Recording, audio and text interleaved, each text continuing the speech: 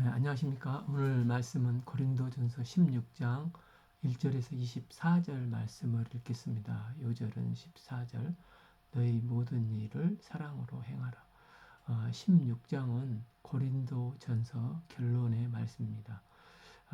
1장 1절에서 9절까지 도입 부분으로 바울은 고린도 교회의 감사와 인사의 내용을 했습니다. 이제 1장 10절에서 6장은 고린도 교회의 대립과 분열, 분파, 도덕적 해이와 무질서에 대해서 사도 바울의 질책과 권면을 했습니다. 이제 7장에서 16장 4절은 고린도 교회 성도들이 지니고 있었던 신앙 현안에 대한 질문에 대해서 에베소를 개척하고 있는 사도 바울의 목회적 답변 내용입니다. 오늘 말씀 16장은 1절에서 4절은 예루살렘 교회를 돕는 연보 문제와 5절에서 24절 바울의 선교여행 계획과 동역자인 디모데, 아볼로에 대해서 마지막으로 문안과 축도로 사도 바울의 긴 고린도전서 편지를 마치고 있습니다. 1. 성도를 위하여 연보에 관하여는 내가 갈라디아 교회에게 명한 것 같이 너희도 그렇게 하라. 바울은 이제 7장부터 고린도 성도들의 당면한 질문에 대한 답변인데, 새로운 주제가 바뀔 때마다 뭐뭐에 대해서는, 뭐뭐에 관하여서는 하는 질문의 주제가 나오는데, 여기서도 성도를 위하여 연보에 관하여는 연보를 어떻게 했으면 좋겠느냐는 질문에 대해서 바울이 답변을 하고 있습니다. 바울은 이 연보에 관해서는 제일 마지막 편지에 지극히 간결하게 1절에서 4절까지 끝을 맺고 있습니다. 이는 헌금 문제는 강조하고 강요해서 되는 게 아니라 그 물질의 주관자이신 하나님을 믿고 나는 물질의 청직이다. 내게 있는 물질 중에 타인을 위한 몫이 있다 하는 성경적인 물질관에 대한 믿음의 결과로 자원해서 헌금과 구제가 이루어지기 때문에 뒤로 배치를 한 것입니다. 여기서 성도를 위한 연보란 예루살렘 교회에 있는 가난한 성도들을 위한 특별 구제 헌금을 가리키고 있습니다. 바울이 이렇게 예루살렘 교회에 재난을 당한 구제 헌금을 강조한 것은 구제하는 것이 그리스도의 사랑을 실천하기 때문이기도 합니다. 또한 이방 교회와 예루살렘 교회가 그리스도의 사랑 안에서 하나가 되게 하려는 것도 있습니다. 지금 사도 바울이 목회하고 있는 지역은 다 이방 지역이지 않습니까? 사도 바울이 전도 여행 당시에 가장 큰 문제 중에 하나가 같은 그리스도인인데 일부 편협한 유대적 그리스도인과 이방 그리스도인이 깊은 어떤 뿌리 깊은 문화 속에서 기름처럼 잘 섞이지 않는 모습을 보면서 유대인이면서 이방 선교를 하는 바울은 이것에 대해서 하나 되는 강력한 소망이 있었습니다. 하나 되게 하기 위해서 가장 좋은 방법은 상대가 어려울 때 실질적으로 도움이 되는 것이지 않겠습니까?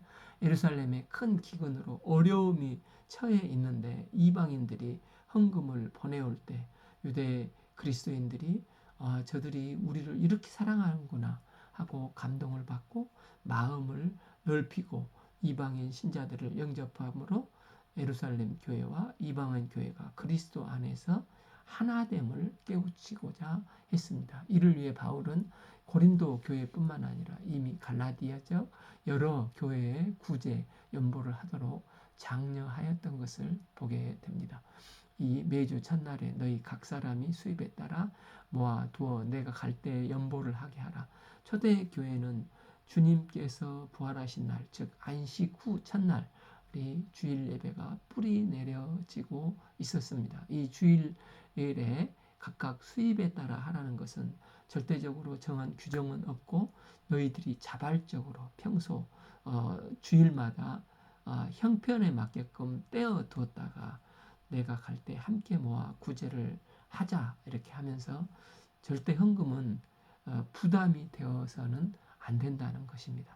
3. 내가 이를 때 너희가 인정한 사람에게 편지를 주어 너희의 은혜를 예루살렘으로 가지고 가게 하라. 바울은 내가 갈 때 전해주면 내가 예루살렘에 전해줄게 이렇게 말하지 않고 이 헌금은 너희들이 인정하는 사람을 결정해라. 그러면 이 헌금은 예루살렘 성도를 위해 모금한 것이라고 내가 추천서를 써주게 하는 것입니다. 바울은 지금 고린도를 들러서 로마로 갈지 아니면 스페인으로 갈지 아니면 예루살렘으로 갈까 방향을 기도하며 주의 인도하심을 받고자 하는 중인데 만약에 예루살렘으로 가게 인도함을 받게 되면 너희들이 번거롭게 뭐 가느냐 내게 맡기면 내가 갖다 줄게 하지 않고 너희들이 인정할 수 있는 사람을 뽑으라고 했습니다. 이유는 돈은 투명해야 하는데 바울이 직접 가지고 가면 투명하지 않고 오해를 살 수 있기 때문에 그렇습니다. 너희의 은혜를 예루살렘으로 가지고 가게 하리니 하면서 여기서 은혜라고 불렀습니다. 성도의 삶은 은혜의 도구가 되는 삶이 되어야 합니다. 여기서 은혜를 끼친다는 것은 단순히 누군가에게 복음을 전해 일깨워주고 중보기에 기도해주는 일이 가장 중요하지만 또한 실질적인 물질을 나누는 것도 중요한 은혜를 끼치는 행위라는 것입니다. 말로만 은혜를 끼치는 것이 아니라 내가 가지고 있는 조그만 것일지라도 구체적으로 함께 나눌 때 진정한 은혜의 통로가 된다는 것입니다. 그래서 예수님께서도 가난한 갈릴리 사람들에게 너희가 먹을 것을 주라고 했습니다. 그래서 좀 요한 1서 3장 18절에서 사도 요한도 말과 혀로만 사랑하지 말고 행함과 진실함으로 하자라고 했습니다. 그리스도인은 내가 가장 어려운 상태 속에서도 나에게 있는 무언가를 나누려 하는 마음 자세를 가질 때 진정한 그리스도인이 되는 것입니다. 바울은 에베소에서 선수 파트타임을 하면서 복음을 증거하면서 사도행전 20장 35절 범사에 여러분에게 모본을 보여준 것 같이 수고하고 약한 사람들을 돕고 또 주 예수께서 친히 말씀하신 바 주는 것이 받는 것보다 복이 있다 하심을 기억하라. 이렇게 구체적으로 은혜의 신앙을 실천했습니다. 4. 만일 나도 가는 것이 합당하면 그들이 나와 함께 가리라.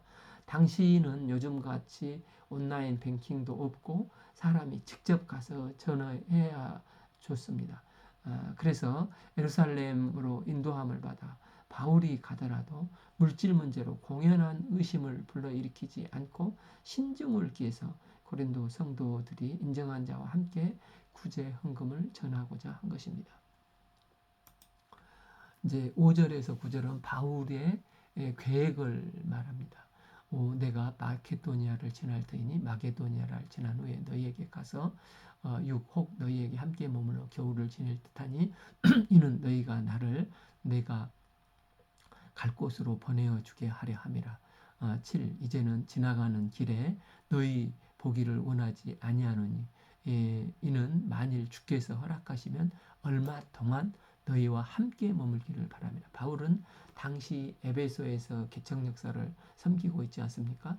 주께서 허락하시면 계획과는 달리 먼저 마케도니아로 갔다가 고린도에 가서 지중해 기후 때문에 겨울에는 항해할 수가 없기 때문에 그곳에 몇 개월 머물고자 계획을 세웠습니다.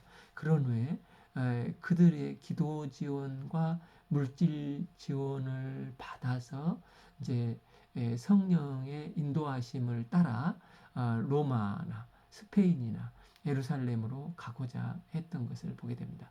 바울의 신앙 자세는 항상 주께서 허락하시면이 기본적인 신앙 자세였습니다. 바울은 고린도에 가서 겨울을 지나고 싶지만 하나님께서 허락하지 않으시면 안 되는 것이고 하나님께서 허락하시면 내가 계획한 대로 될 것이라는 것입니다.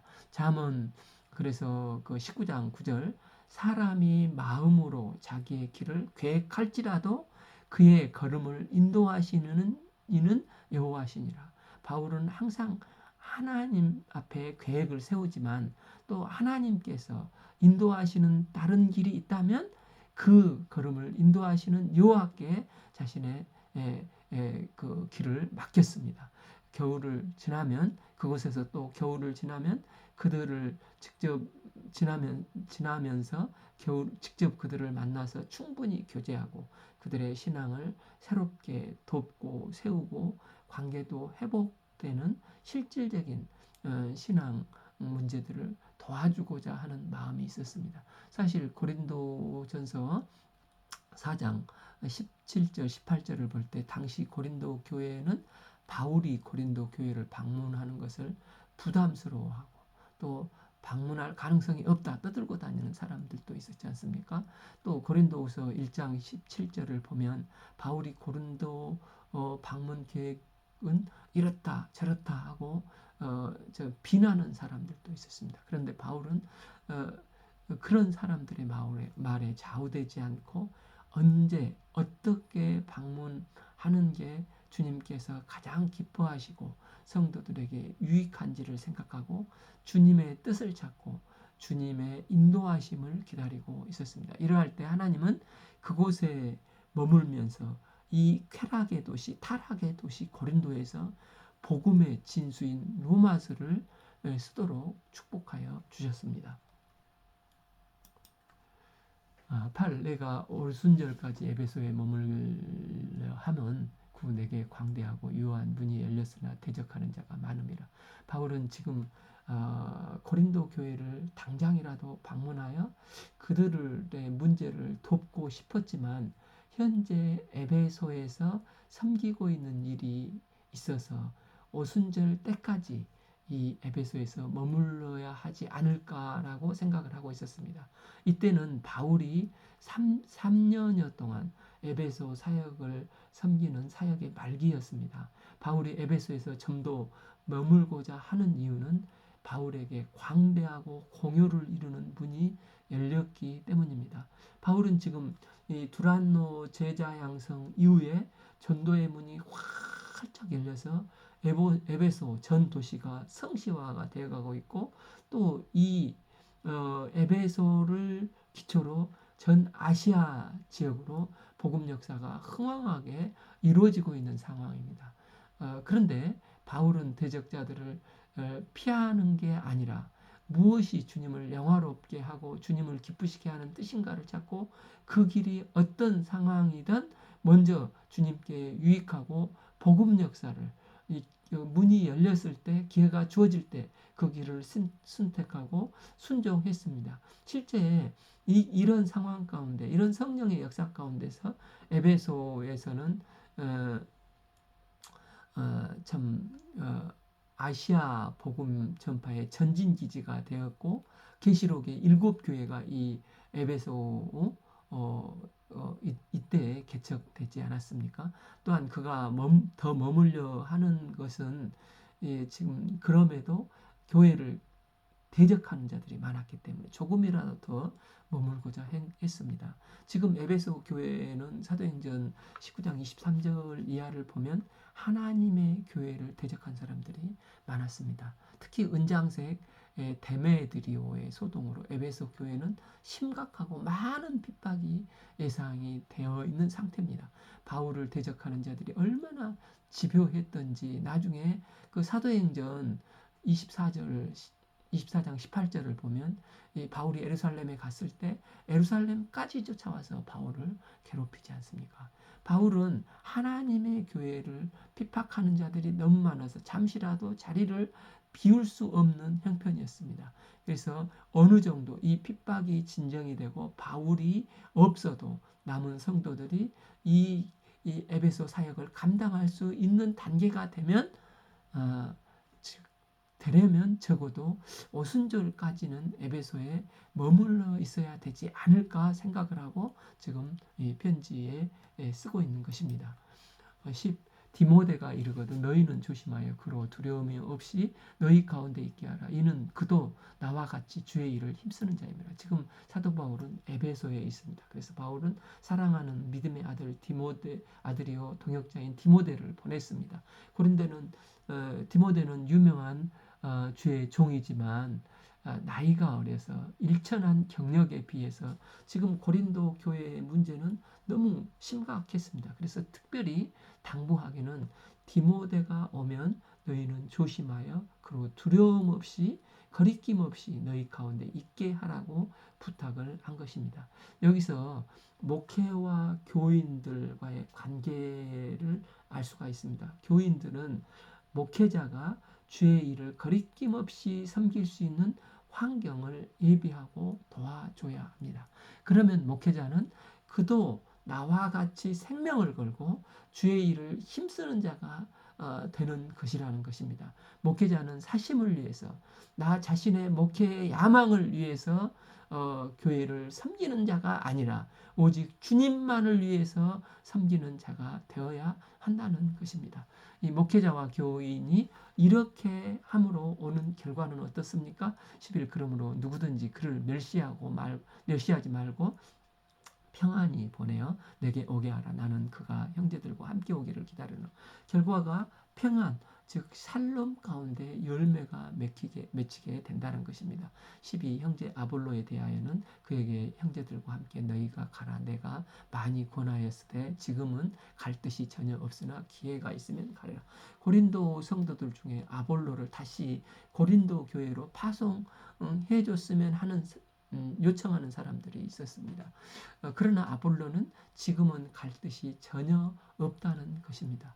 이유는 지금 고린도 교회에는 이 바사모 또 아사모, 게사모, 에사모들이 있지 않습니까?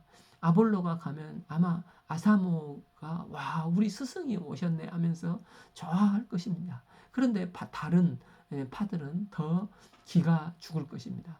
그러면서 아볼로도 은연중에 파당 싸움에 말려들 가능성이 있어서 아볼로는 지금은 때가 아니고 고린도 교회에 유익이 안 될 것 같아서 지금은 일절 안 가겠다는 것입니다. 사실 아볼로도 인생 가운데 그 인생의 가운데 토막을 고린도 교회에 아낌없이 쏟아부어 헌신하여 복음을 전하고 씨를 뿌렸는데 왜 그 교회인들을 안 만나보고 싶었겠습니까? 아볼로도 바울처럼 무엇을 행하든 주님만을 위해서 행하는 자임을 우리는 알 수가 있습니다. 진정한 목회자는 자기가 대접받고 인정받고 인기를 끌기보다는 진짜 무엇이 그리스도의 몸된 교회를 위한 것인가 여기에 관심을 갖는 것입니다. 그러면서 이제 13절부터 마지막 권면의 네 가지를 명령을 합니다. 13. 깨어 믿음에 굳게 서서 남자답게 강건하라.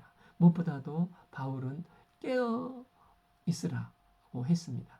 깨어라는 헬라어는 에게 이로라는 말로 일어난다는 뜻입니다. 제일 먼저 일어나 깨라는 것은 자기 생각, 이 자기 중심적인 세계에서 깨어나라는 것입니다. 우리는 자기 우물을 깨고 일어나서 영원하신 주님을 바라봐야 합니다. 또한 믿음에 굳게 서라는 것입니다. 너희 삶의 자리에 믿음에 굳게 서라. 즉 하나님에 대한 깊은 신뢰와 충성심을 가지라는 것입니다. 또한 남자답게 강건하라는 사람답게 책임성 있고 능력 있는 사람이 되라는 것입니다. 즉 남자답게는 사람답게 사람이 되어서 전능하신 하나님께 딱 붙어 있으라는 것입니다. 창조주 하나님은 사람을 만들게 했습니다. 인간다운 사람이 되면 나중에 선생이 될 수도 있고 목사가 될 수도 있고 장군이 될 수도 있고 사업가도 될 수가 있습니다. 그러나 인간다움을 상실하면 어떤 자리에도 안 되는 것입니다. 그래서 우리는 사람이 먼저 되어서 하나님께 붙어 있으면 강건한 주의 종으로 쓰임 받을 수 있습니다. 14. 너희 모든 일을 사랑으로 행하라. 즉 사랑 안에서 행하라입니다. 부모가 자녀에게 야단을 칠 수가 있습니다. 그러나 부모가 자녀를 사랑함으로 야단을 치듯 모든 것을 사랑으로 행하라는 것입니다. 사랑으로 행하면 결국 생명의 열매가 맺게 됩니다. 그러나 사랑이 없으면, 사랑이 없는 상태에서 행하면 모든 말이 오히려 상대들을 무너뜨리는 흉기가 될 수 있는 것입니다. 15형제들아 스테바나 집은 곧 아가야의 첫 열매요. 또 성도 섬기기로 작정한 줄을 너희가 아는지라. 내가 너희를 권하노니. 로마 그 행정구역 마게도니아의 밑쪽이 이 아가야 지역인데, 이 아가야의 수도가 고린도입니다. 사도 바울이 2차 전도 여행 중 아가야에 갔을 때 처음 예수를 믿고 복음을 받아들인 사람이 스테바나였고 그 집이었습니다. 그래서 그 1장 16절에서 바울이 이 스테바나 집안을 직접 집안 사람들을 직접 세례를 주었다고 했습니다. 그러면서 16, 이 같은 사람들과 또 함께 일하며 수고하는 모든 사람에게 순종하라. 바울은 고린도 성도들이 어떤 사람들에게 순종을 해야 되는지 권면을 하면서 주와 복음을 위해서 자기의 몸을 바쳐서 수고하고 헌신하는 자들에게 복종하라고 말을 합니다. 17, 내가 스테바나와 부드나도와 아가이고가 온 것을 기뻐하느니 그들이 너희의 부족한 것을 채웠습니다. 이 세 사람의 공통점은 남이 할 수 없어서 부족해진 것을 채우려고 하는 마음이 있는 사람들이었다는 것입니다. 18, 그들이 나와 너희 마음을 시원하게 하였으니 그러므로 너희는 이런 사람들을 알아주라. 여기서 마음은 헬라어로 퓨뉴마, 영입니다.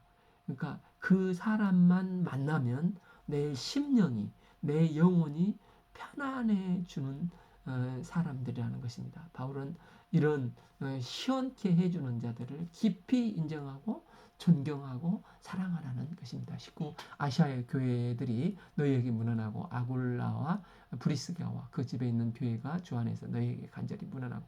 바울은 아시아에 있는 모든 교회들이 너희들에게 문안한다고 했습니다. 특히 아굴라와 브리스가와 그 집에 있는 교회가 간절히 문안한다고 했습니다. 이들은 고린도에서 텐트를 짜면서 바울을 만나 바울이 고린도 교회를 개척할 때 함께 동역한 선교 동역자들입니다. 이들은 사도행전 18장 18절을 보면 바울이 에베소를 떠날 때 함께 그들도 에베소를 고린도를 떠날 때 에베소로 함께 갔습니다. 또한 그들은 로마서 16장 3, 4절을 볼 때 자기의 목을 내놓을 만큼 헌신적으로 바울을 동역했던 사람들입니다. 16장 5절에는 그들은 얼마 후에 로마로 돌아갔고 로마에서 가정교회를 개척하고 바울이 로마에 올 것을 대비해서 영적인 환경을 예비했던 가정입니다. 이 가정은 참으로 헌신된 평신도 선교사의 가정이었고 그들은 특별히 고린도에서 함께 개척했던 많은 성도들의 이름을 불러가며 중보 기도를 하고 있는 동역자들이었기 때문에 그들의 문안을 세세히 전했습니다. 19, 20 모든 형제도 너희에게 문안하니 너희는 거룩하게 입맞춤으로 서로 문안하라. 당시에는 그 노예들도 크리스찬들이었지 않습니까? 그런데 그 교회 내 귀족들은 자기들끼리만 입맞춤 인사를 하고 있었습니다. 에베당에 들어온 노예는 거들떠보지도 않고 꼬다 나온 보릿자루처럼 참 외면했습니다. 바울은 에베당에 들어오는 사람은 노예든 귀족이든 똑같은 성도니까 똑같이 인사를 하라는 것입니다. 20일 나 바울은 친필로 너에게 문안하니. 바울이 입으로 구술을 하고 마지막으로 그것을 옮겨 쓰여졌는데 확인하고 서명을 하며 지금까지 이 모든 내용은 내가 직접 구술한 것이다 하면서 사인을 하는 것입니다. 20이 만일 누구든지 나를 주를 사랑하지 아니하면 저주를 받을지어다. 우리 주여 오시옵소서. 하나님의 법칙은 심는 대로 거두는 것입니다. 내가 주님을 사랑하지 않는다는 것은 곧 그리스도를 믿지 않는 내 욕심대로 사는 자를 말합니다. 이런 자들은 거짓과 불의의 씨를 뿌릴 수밖에 없으니까 결국은 하나님 앞에서 자기의 인생을 썩은 것밖에 받지 못할 것이고 하나님께 격렬히 여김을 받는 결과를 가져갈 수밖에 없다는 것입니다. 그래서 사무엘상 2장 30절에서 나를 존중히 여기는 자를 내가 존중히 여기고 나를 멸시하는 자를 내가 멸시하리라 말씀하셨습니다. 하나님을 존중히 여기는 자는 결국 사람과 하나님으로부터 존중받는 열매를 거둘 수밖에 없습니다. 그러나 하나님을 멸시하는 자는 경멸히 여기는 결과를 초래할 수밖에 없다는 것입니다. 그래서 바울이 우리 주여 오시옵소서 마라나타 간구를 하는 것입니다.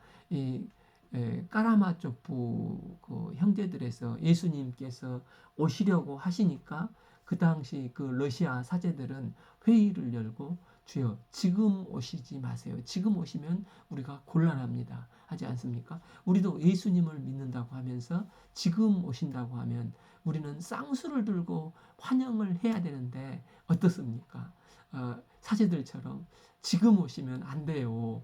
이런 마음이 더 많지 않습니까? 왜입니까? 내가 뿌린 것이 없으니까 그런 것입니다. 그런데 사도 바울은 진리를 뿌린 대로 거두어짐을 알고 있기 때문에 언제 주님께서 오시더라도 마라나타 아멘 주여 오시옵소서 하는 것입니다. 예수님을 진정으로 사랑하는 자는 주님의 재림을 간절히 사모하는 사람입니다. 우리의 신앙이 부활 신앙의 바탕이 되어서 이 산소망을 바라보고 마라나타의 신앙이 될 수 있기를 기도합니다. 이제 마지막으로 바울은 축도를 합니다. 23 주께서 그리스도의 은혜와 너희와 함께하고 24 나의 사랑이 주 예수 안에서 너희 무리와 함께할지다. 이 말씀은 주 예수 그리스도의 은혜가 너희와 함께합니다. 이는 그리스도의 몸된 한 교회가 생겨나고 세워지는 것은 그리스도의 조건 없는 은혜가 우리와 함께하기 때문이라는 것입니다. 그리고 보통 축도도 예수 그리스도의 은혜와 하나님 아버지의 극진하신 사랑하심과 성령님의 교통하심으로 이렇게 이제 축도를 시작을 하지 않습니까? 그런데 본문의 바울은 주 예수 그리스도의 은혜가 너희와 함께하고 한 다음에 나의 사랑이 그리스도 예수 안에서 너희 무리와 함께할지어다 이렇게 축도를 합니다. 나의 사랑이라고 하는 이유가 무엇입니까? 한 교회는 하나님의 크신 은혜와 사랑으로 말미암아 존재하지만 또한 하나님을 사랑하고 하나님의 마음을 아는 한 사람으로 말미암아 그 교회는 유지되고 성장하고 하나님이 기뻐 받으신다는 것입니다. 실제 바울 한 사람은 AD 50년, 51년경에 2차 선교 여행 중에 처음 홀홀단신 고린도 교회를 개척해 하고 세웠지 않습니까?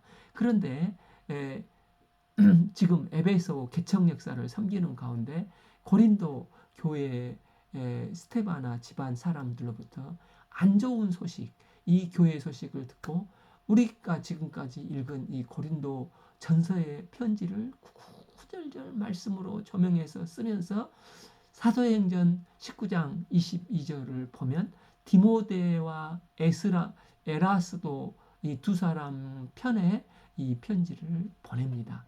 바울은 그 바쁜 에베소 사역 가운데 참 얽히고 설킨 실타래와 같은 문제 많은 이 고린도를 외면하지 않고 이 문제들을 사랑으로 예수님의 마음으로 긴 편지를 썼습니다. 그런데 고린도 전서를 보내고 나서 고린도 교회가 이 편지를 받고 회개했어야 하지 않습니까? 그런데 너무나 안타까운 사실은 회개하기는커녕 오히려 더 나쁜 감정만 갖게 되었습니다. 그래서 이래서는 안 되겠다 하고 그 바쁜 에베소 개척 역사와 방금 얘기한 자신의 그 선교 계획에 대해서 지금까지 썼음에도 불구하고 고린도후서 2장 1절을 보면 직접 고린도 성도들을 찾아가서 신방을 해야겠다 해서 고린도 교회를 직접 신방을 하지 않습니까? 그런데 직접 갔는데 그 고린도 교회가 회개하고 변화되지 않았습니다. 특별히 그 아마 게사모들을 중심으로 사도 바울을 박대를 한 것 같습니다. 사도 바울은 정식 사도가 아니야. 그는 예수님의 12제자 축에도 못 낀다. 그러면서 사도 바울의 가르침은 권위도 없고 틀린 것이다 하면서 문전 박대를 당하다 서로 간에 깊은 상처만 받고 헤어져서 다시 에베소로 돌아왔습니다. 그래서 이제 사도 바울은 이래서는 안 되겠다. 나의 사랑이 그리스도에 대한 이 사랑으로 이 고린도 교회에 눈물의 편지를 쓰는 것입니다.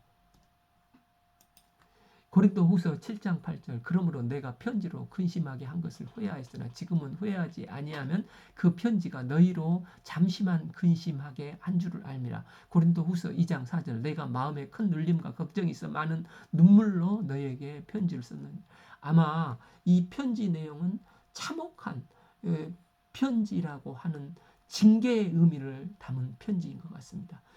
사도 바울은 이 눈물의 편지를 고린도 후서 전에 눌림과 걱정으로 이 편지가 고린도 전 후서 중간에 한 번 더 쓴 편지가 있었는데 이 눈물의 편지를 써서 디도 편에 이번에는 보냅니다. 그러면서 에베소에 있는 바울은 고린도 교회의 반응과 답장을 이제나 저제나 하고 기다리고 있는데 또 에베소에는 지금 어떤 일이 발생했습니까? 사도행전 19장 23절에서 41절까지 보면 아직도 고린도 교회의 소식은 캄캄하몽차사인데 이 소식을 못 들은 상태에서 큰 소요가 생겼고 원래 계획은 오순절까지 이곳에서 기다려야 했는데 기다리기 어려운 상황이 벌어지게 되고 결국 에베소에서 사도 바울은 쫓겨나게 됩니다. 그래서 이 기회에 고린도 교회가 어떻게 되었는지 내가 보고자 드로아를 들렸는데 이 고린도 교회 후서 그 2장 12절에서 문 안에서 주 안에서 문이 내게 열렸다고 말하지 않습니까? 그러나 바울은 복음 전도하기 좋은 곳을 그냥 패스하는 경우가 없었는데 이번에는 패스를 하고 마게도니아 쪽으로 나가지 않습니까? 이유는 고린도 교회에 이 눈물의 편지를 보내고 답장을 아직 못 받았기 때문입니다. 그래서 고린도 북쪽 마게도니아에서 빌립보까지 나간 것입니다. 그만큼 사도 바울은 나의 사랑이 그리스도 예수 안에서 너희 고린도 교회에 대해서 목자의 심정으로 가슴 아파하고 괴로워하며 몸부림치고 애타게 고린도 소식을 기다리고 있는 것입니다. 고린도후서 7장 5절 우리가 마게도니아에 이르렀을 때도 우리의 육체가 평안하지 못하였고 사방으로 환난을 당하며 밖으로는 다투며 안으로는 두려움이 있었노라. 6 그러나 낙심하는 자들을 위로하시는 하나님이 디도가 옴으로 우리를 위로하였으니. 그런데 빌립보를 경유해서 에베소로 향하던 고린도로 향하던 에베소로 향하던 디도가 지금 좀 바울이 에베소에 있는 것으로 알고 디도는 에베소를 열심히 가던 이제 디도가 잠시 빌립보에 들렸는데 그곳에서 사도 바울을 만나서 정말 기쁜 소식을 증거한 것입니다. 이 눈물의 소식을 받아본 그 완악했던 고린도 교회가 회개하고 변화되어서 놀랍고도 기쁜 소식을 바울에게 전한 것입니다. 이 소식을 들은 바울은 빌립보에서 너무 감격해서 쓴 편지가 위로의 편지, 기쁨의 편지, 고린도 후서가 되는 것입니다. 이 고린도 전서와 다시 방문할 눈물의 편지와 고린도 후서를 볼 때 바울이 이 고린도 교회를 얼마나 사랑했는지를 알 수 있습니다. 바울의 내면에 그리스도의 사랑이 있을 때 이렇게 문제 많고 단단히 굳어진 또 각 분파로 흩어진 고린도 교회가 결국은 회개하고 하나 되어서 주님 앞에 온전히 서게 된 것입니다.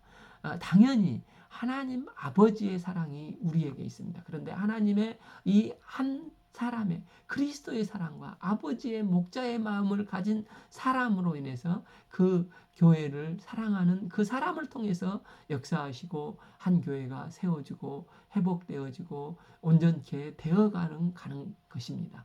하나님의 사랑이 누군가에게 부어지면 한 교회가 회복의 은혜가 임하게 되고 생명을 얻고 풍성하게 되어 서로 사랑하는 주의 몸된 교회가 되는 것을 우리는 말씀을 통해서 알 수가 있습니다. 우리도 하나님께서 베푸신 크신 은혜와 사랑이 을 덧입었습니다. 이 사랑이 흘러넘쳐 내가 그 한 사람이 되어서 내가 속한 교회에 끝까지 인내하며 충성스럽게 생명 역사를 섬기는 주님의 신실한 주의 종들로 쓰임받기를 기도합니다.